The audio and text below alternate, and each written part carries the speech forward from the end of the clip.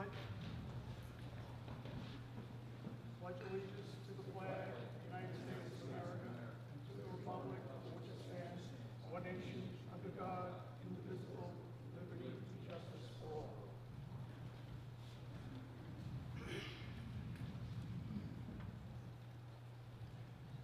Board President, advising members of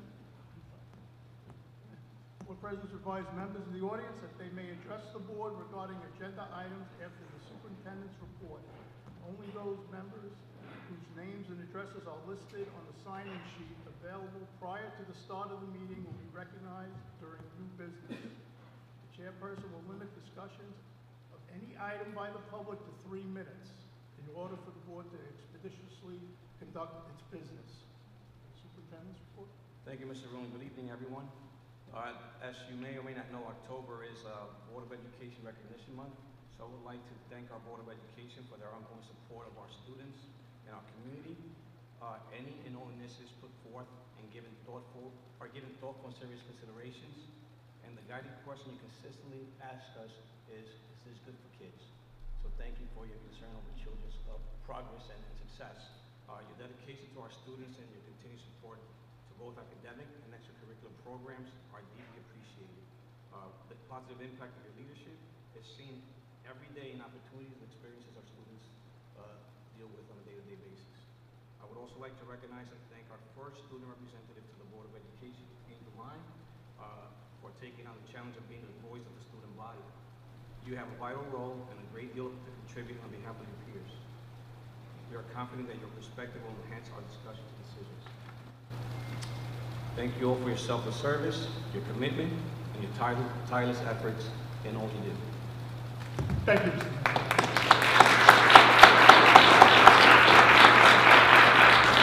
At this time, I'd like to turn it over to Mr. Bernard.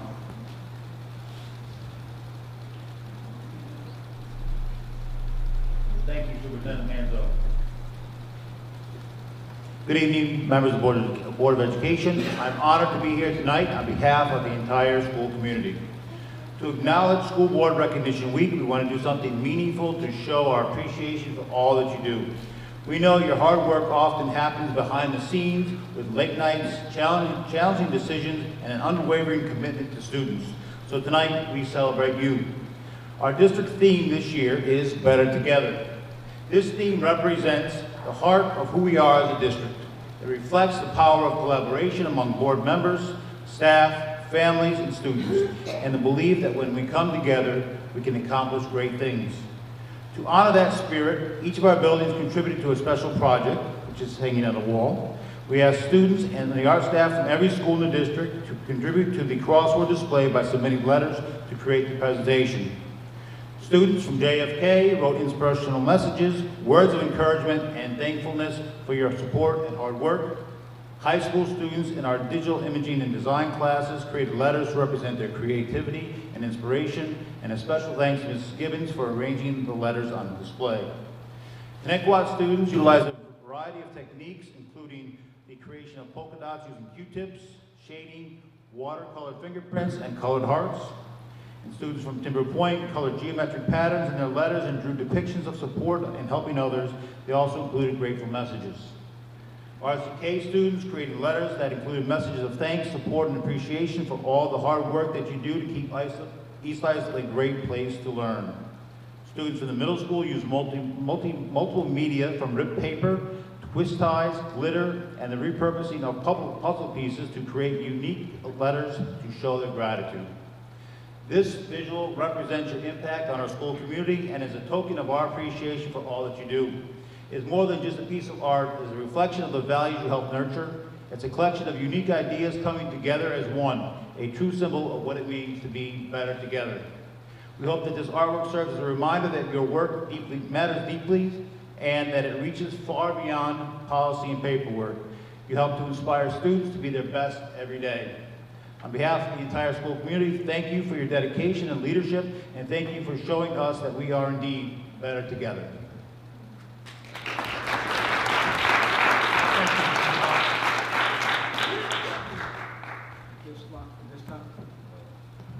At this time, I would like to invite Mr. Martin Morano to the podium.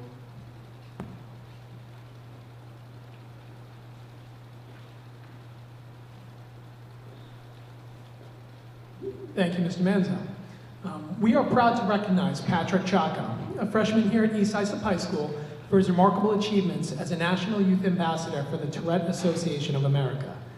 Patrick has turned personal challenge with Tourette syndrome into strength and purpose, advocating nationally and presenting at the U.S. Capitol and NYU Grossman School of Medicine. A dedicated student athlete, Patrick embodies East Islip's values of perseverance and pride. His leadership and courage inspire our entire community. He is here tonight to present to you with some of his work. Congratulations, Patrick. You make East Islip proud.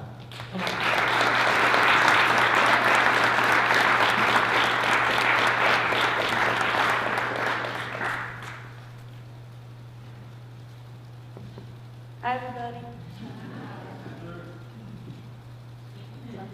So mostly with the Tourette's of Long Island we usually take these presentations, and during school I did in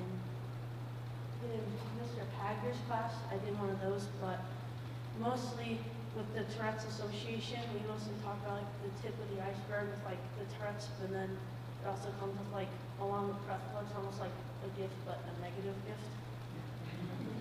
And then this was, sometimes we go to colleges or like the medical students, and that was like us when we were up there, and there was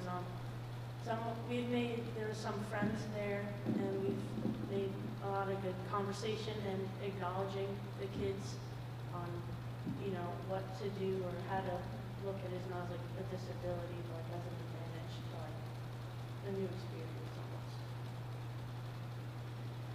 When I made the Tourette's Association of America, it was like a thing all over the US, and like 100 of us made it, and we went to Capitol Hill, and we got to talk to senators, Andrew Garbarino. I forgot the other ones because I think they were at meetings or something like that. Probably longer, but a lot of, the first one was we were kind of stood at a staircase because the office was closed, but all of us like on that side got to speak about the what it's like, and some people, their siblings are a little too like nervous to speak about it, so they had, I think one of them's Luna and Alex, they spoke for theirs, and then my friend Maggie has a rare type of Tourette's, which is corporalia, which is like the cursing one, which is in like the media and stuff, and we were very happy that she got to speak. And my speech, I did good, I kind of butchered it, but I would get used to it. So that's basically Tourette's in a nutshell.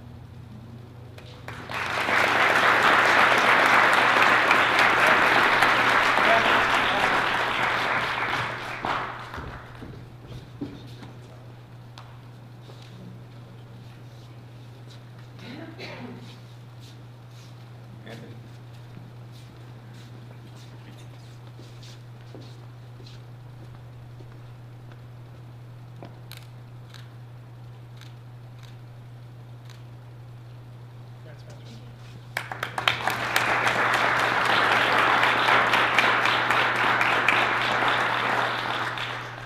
This time I'd like to turn it back over to Mr. Bernard. Thank you, Mr. Manzo.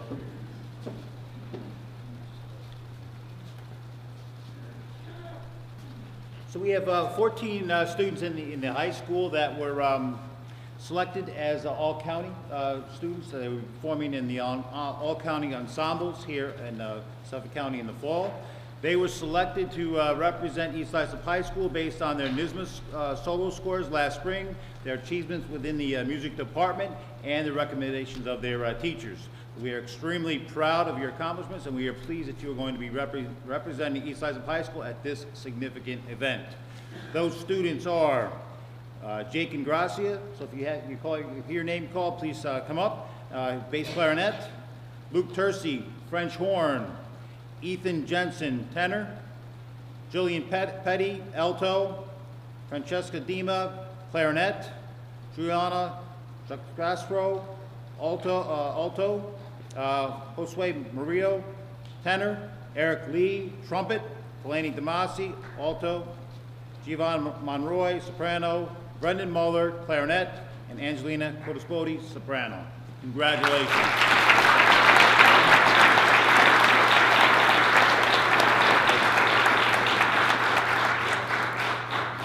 We we also have two students that are not only all-county, they get all-county recognition, but they also have state recognition. So it's my pleasure to congratulate Cormac Sussmer, cello,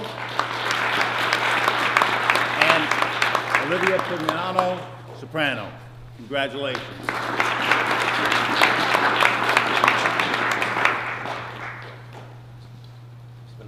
Yes.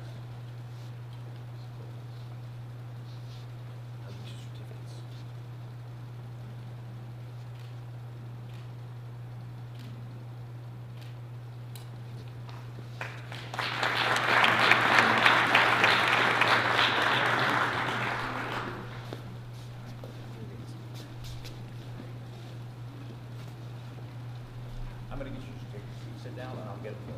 Okay?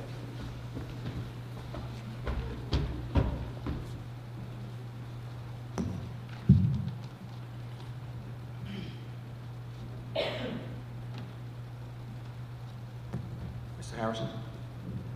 Thank you.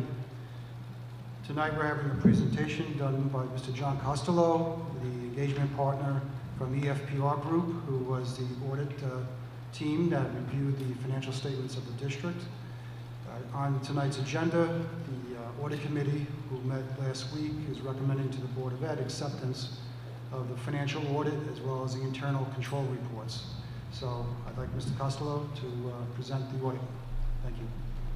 Yes, I'm with EFPR Group. We're your external independent financial auditors, and as Steve mentioned, the financial statements were reviewed with the audit committee on September 30th. Our audit approach, we approached the audit by performing a detailed risk assessment of the district. We identified the significant audit areas and obtained a detailed understanding of the internal controls in these areas. We tested the effectiveness of those internal controls, and based on those tests, audit work programs were designed for each of the significant audit areas of the district to allow us to issue opinions on financial statements. Our results, we have issued an unmodified opinion on the following reports: basic financial statements, the federal grant compliance audit or single audit, and the extra classroom activity funds. All records and information requested by EFPR Group are freely available for our inspection. The results of our tests disclose no instances of noncompliance or other matters that are required to be reported under government auditing standards. No material weaknesses, significant deficiencies, or noncompliance findings related to the internal control of the financial reporting. There were no material weaknesses, significant deficiencies, or noncompliance findings related to the major federal programs and uniform guidance. And the major program tested was a special education cluster, also known as IDEA, which includes special education grants to states and special education preschool grants.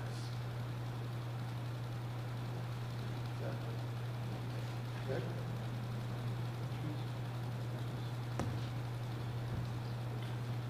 Mr. Costello, we're doing okay, right? Pardon? We're doing okay? Yes, you are. There was no findings. You got unmodified or clean opinions, which is exactly what you want. Low risk, correct? Correct. Which means we only have to test 20% versus 40%. Thank you. Thank you, Mr. Harrison. Going through the process. Yeah, I'd just like to thank EFPR Group for their cooperation through the audit. You know, one of the things we look at as how well we did financially as well as operational is we supply a lot of information throughout the audit to the audit firm, and they come back to us with whatever changes they would like us to make to our financial statements.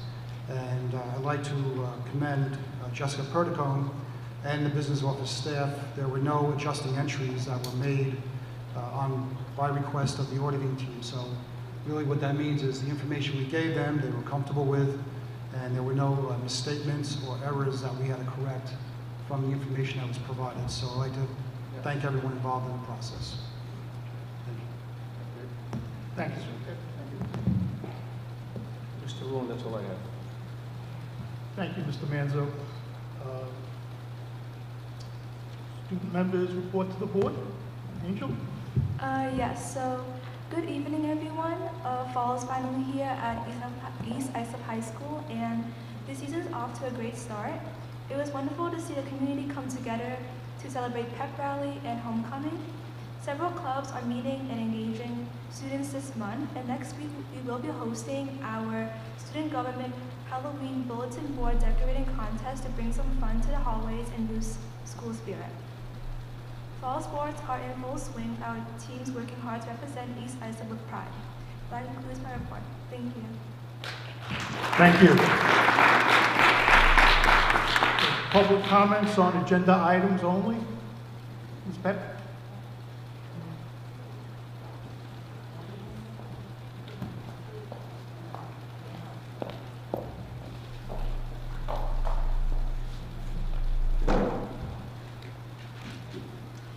Good evening, members of the Board of Education, Superintendent, and members of the community. On behalf of the For the Kids Foundation, I'm honored to present this evening's donation. The FTK Board has voted and approved the donation totaling $64,000 to the East Islip School District. This generous contribution will directly support furniture for the new outdoor classroom at the high school, providing students with an innovative and inspiring space to learn beyond the traditional classroom walls. The newly designed high school courtroom, a unique and forward-thinking addition that will enhance real-world learning opportunities for our students, especially those interested in law, debate, and public service.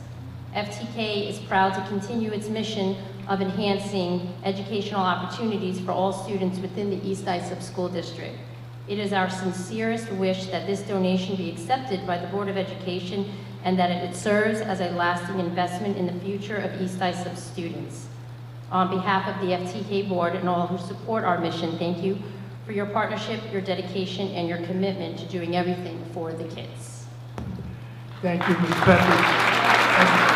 And thank you, FTK, for the donation and your ongoing support for our district. Thank You do a you. wonderful job. Thank you. I have a big fancy check. Will you come take a picture? Okay, I'll get it. And the FTK Board, please come. You like metal? That's the nice check. It's nice. It's a dry erase. Fancy check, thank you very much. Very fancy check. Fancy. It's a dry erase. Very much. Everybody holding it. There we go.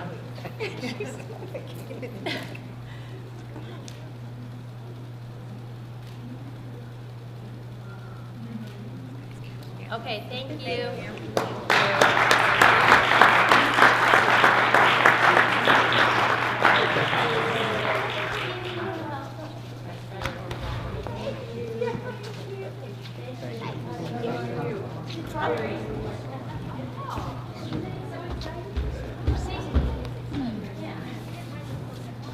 No, I used the dry erase. I'm taking it out.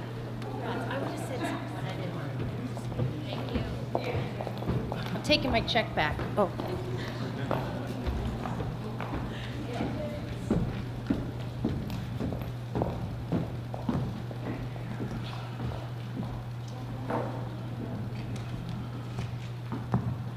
Mrs. Burns, anyone else? All right. Certified personnel. Be it resolved that upon the recommendation of the Superintendent of Schools, the Board of Education hereby approves the resignations, terminations, leaves of absences, position abolitions, employment appointments, tenure appointments, and salary changes in accordance with the applicable provisions of the education law and civil service law as cited in the certified personnel attachments. Can I get a motion? Motion. Second. All in favor? Aye. Non-certified personnel. Be it resolved that upon the recommendation of the Superintendent of Schools, the Board of Education hereby approves the resignations, terminations, leaves of absence, position abolitions, employment appointments, tenure appointments, and salary changes in accordance with the applicable provisions of the education law and civil service law as cited in the non-certified personnel attachments. Can I get a motion? Motion. Second. All in favor? Aye. Items to be removed from the consent agenda. Any items to be removed? Okay, consent agenda. Items numbers 9.2 to 9.13. Be it resolved that upon the recommendation of the superintendent of schools, the Board of Education hereby approves the consent agenda item numbers 9.2 through 9.13 in accordance with the action presented for each item. Can I get a motion? Motion. Second. All in favor? Aye.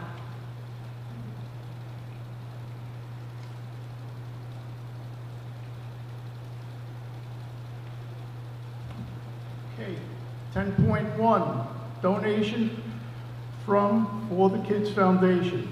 Be it resolved that upon the recommendation of the superintendent of schools, the Board of Education hereby accepts a donation of $64,000 from the For the Kids Foundation, FTK, to the East Islip School District. This donation will be used to support the purchase of furniture for both the outdoor classroom at the high school and the newly designed high school courtroom.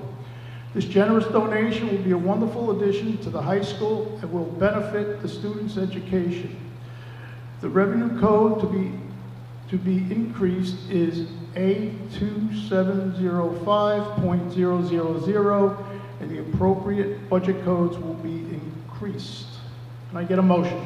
Motion. Second. All in favor? Aye. Aye. Thank you again, Ms. Pepe and the board, for the generous donation.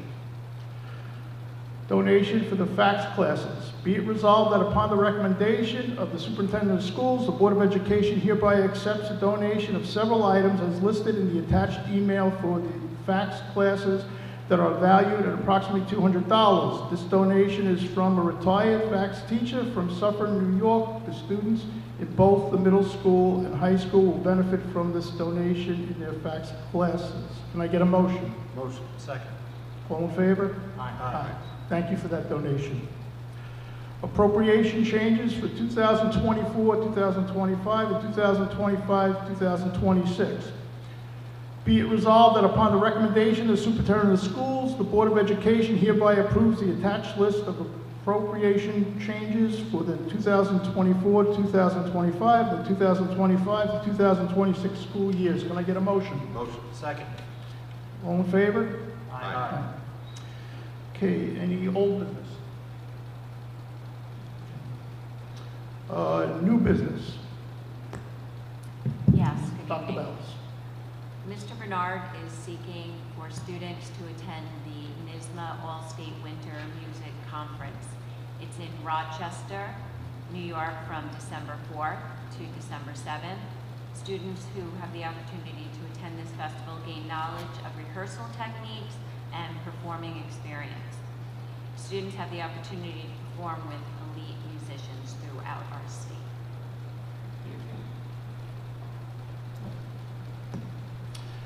Thank you for that presentation. I want to congratulate Olivia Primiano and Cormac Zuzma, who will be the two students participating upstate. It will be on the board agenda in November for approval. Congratulations. Any public comments? Yes, we have two. Two. First is Mary Wilson. What was the last name? Wilson. Wilson. My name is Mary Wilson. I live at 9 Beecher Avenue, East Islip. My concern is the lack of bus transportation for our children who are 11 and 12 in grades 6 and 7 and attend East Islip Middle School. A letter was sent to the district dated April 29, 2025 regarding student transportation. It proposed establishing a child safety zone for students having to utilize the Sunrise Highway walkover bridge, which would allow the district to provide transportation to and from the school. It ultimately was approved. It noted in part that residences from house number 8 Beecher Avenue, west of Carlton Avenue, met the necessary point total to qualify as a child safety zone for grades 6 to 8 and therefore should provide transportation to and from the school. House number 8 Beecher Avenue is 0.8 miles to the edge of the nearest entrance to the school property at Craig Barrety Street and Roslyn Street, a gate at the furthest end of the football field. not the entrance to the school building where students are required to enter and qualify for transportation. My house, number 9 Beecher Avenue, is 0.7 miles to the edge of the nearest entrance at the edge of that football field at Craig Garrity Street and Roslyn Street, and does not qualify for transportation. A difference of 1/10 of a mile. The walking distance from the end of my driveway to the front of the middle school building where they are to enter is 1.2 miles. Aside from the walking distance to the school property, the expected group traverses a very dangerous intersection at Park Place and Beecher Avenue, where traffic from the southeast service of Sunrise Road exit to travel north on Carlton Avenue. To say that traffic slows down at this intersection is a vast understatement. There is no stop sign for that traffic exiting Sunrise Service Road onto Beecher Avenue, nor is there a crosswalk, nor a crossing guard at this corner. Traffic entering this intersection has the right-of-way onto Beecher Avenue and do not have to stop. I have on many occasions seen cars speeding around this corner, going into the opposite lane to make that turn, not stopping for a bus with flashing lights on, as I have seen when our children were younger and did have transportation at that corner. Additionally, there is no sidewalk on the northeast section of Beecher Avenue after they would cross that intersection to head to the walkover bridge. So they would have to walk the street down to that crossover bridge. And there is no crossing guard on the north side of Craig Garrity Street and Roslyn Street either. I also read the Transfinder routing efficiency review posted on the district's website. It noted that the district's actual ridership on buses is only 80% full for the middle school. The buses are not at full capacity. Surely adding one more bus stop to accommodate our children will be at little to no expense and does not compare to the cost of this review, and does not compare to the safety of our children. And with over $6 million in this district's reserve, I feel that providing transportation to our children who are 1/10 of a mile outside of your limit is not unreasonable.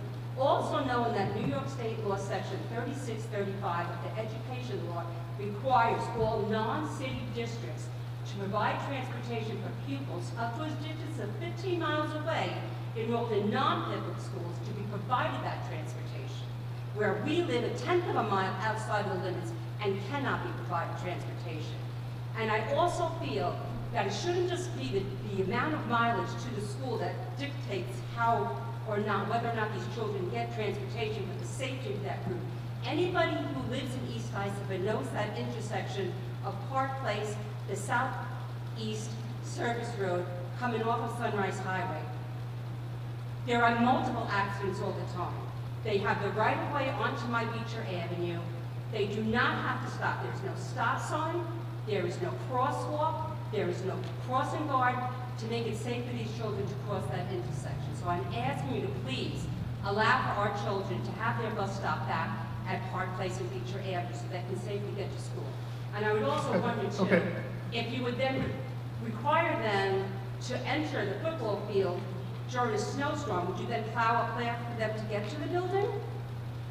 Please consider my view. And I have also taken photos of that intersection for you to see if you're not familiar with Beecher Avenue and Park Place. Thank you. Okay. Thank you for your comments. Mr. Harrison?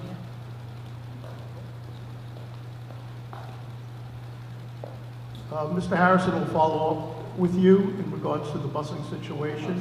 As for other things you mentioned regarding stop signs and stuff, that's really either a town or a state But if matter. the school is requiring them to take that route because it's the most direct route, you have to I provide. totally understand that, but you did mention stop signs, correct? There is no stop sign. I understand that. You mentioned a stop sign, no, not being a stop sign. All I'm saying is if you have a problem with a stop sign in the town, you should contact the town in regards to the stop sign. In regards to the bus routes, Mr. Harrison will get back to you. Okay? Well, thank you for your comment. Mrs. Wilson, can you please leave your phone number with our district clerk? I did. Get in touch with you? I have to meet some Sure, folks, too. thank you. Anybody else? We have Kenneth Washington.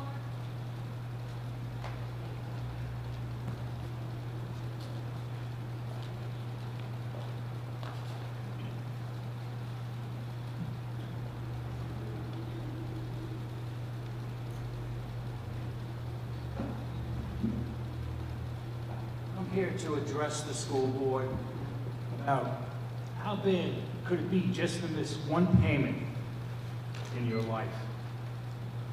I'll get my glasses on so I can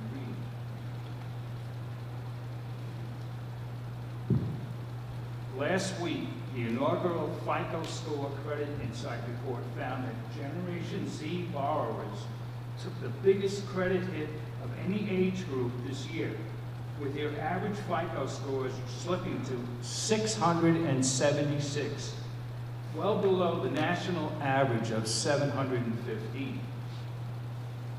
Right? Generation Z's 6.7 average credit score marked the largest year-over-year decrease for any age group since 2020. FICO also noted that Generation Z is 1.5 times more likely to be aware of their credit and how it works. COVID groomed people to think and to act a certain way. Unrealistic expectations were put into our subconscious, which is free money, payments, deferred, they said, contrasting Generation Z with older generations who live more cautiously. When you miss one payment on a student loan, you miss multiple payments. Student loans have a very unique way of reporting. They don't report you 30 days late. They don't report you 60 days late. They go straight into 90 days. 6.5 million people missed their payments this year. And that single-handedly was actually the reason for the actual national average credit score dropping for the second year in a row. How many of our alumni were in that 6 million, I asked? The 676 credit scores let you, let's say you took out a $300,000 loan. That's going to cost you an additional $300 a month just on the mortgage. A $20 car loan, that's going to cost you an extra $48 a month. Utilities, it's going to cost you an additional $300 deposit. Your car insurance is also going to cost you an extra $50 a month, the experts said. Just over 10 years, that's going to cost you $63,480, and that's just interest, just like that fancy check we just had up here a minute ago. How bad could a missed payment be? Worst case scenario is it drops 180 points and your score dips for 7 years. It follows you around for 7 years. And you know I've been asking you and pushing for a financial education course for our students. And I ask you now, where are we on getting that course? I will tell you where we are, sir. Mr. Lothier? Yes. Yes.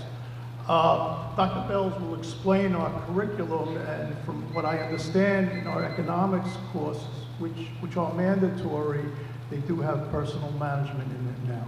Is that correct, Dr. Bells? That's correct.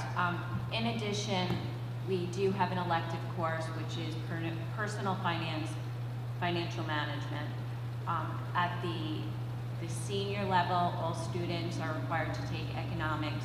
So the first part of the economics course, so financial literacy unit is embedded in the first half of that class, and they're all required to take that. In addition, they use that information for the second half of the class to talk about the broader themes in economics. In addition, Mrs. Scarles, our humanities director, worked with our economics teacher to do that. In addition, at the middle school, our FACS classes, 6th and 7th grade, have had financial literacy in there. Dr. Stanton, our director, worked over the summer with FACS teachers to expand those units.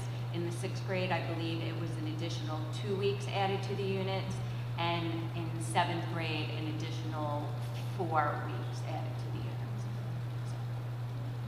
And my question to you is, last year I was bringing home 3 students from football practice, and I asked them, do you know how a mortgage works? Principal, interest, schedule of direct reduction? And the answer I got was silence. They said, no, they don't know. So you're saying that it's an elective and you're educating our students, then how come they can't answer me on a simple thing on how a mortgage and borrowing money for college, obviously it's failing because they're not responding, they don't know. Does anybody know about this? Did anybody teach your students about what I just discussed, which I just learned something I didn't know? A missed payment on a college loan would dump you into 90 days. So something needs to change, and not an elective course. That's not fair to the rest of the students. If you heard what I said, there is an elective course, but there's also economics is a requirement to graduate high school. And the financial literacy has been put into that economics class. So as of this year, no student can graduate without having had that financial literacy. That is something new for this year? Correct. That isn't the check writing course or something? No, it's in our economics class. So we do thank you for bringing that to our attention. All right. I'll continue to ask you how we're doing. Okay. All right. Okay, thank you. And thank you for your comments, and at other board meetings, you did bring this up, and we addressed it. Okay. Thank you. Anybody else? Okay. The next Board of Education regular business meeting will be held on Thursday, November 13th, 2025 at 7 p.m. Can I get a motion? Second. All in favor? Aye. Aye. Good night, everybody, and thank you for being here.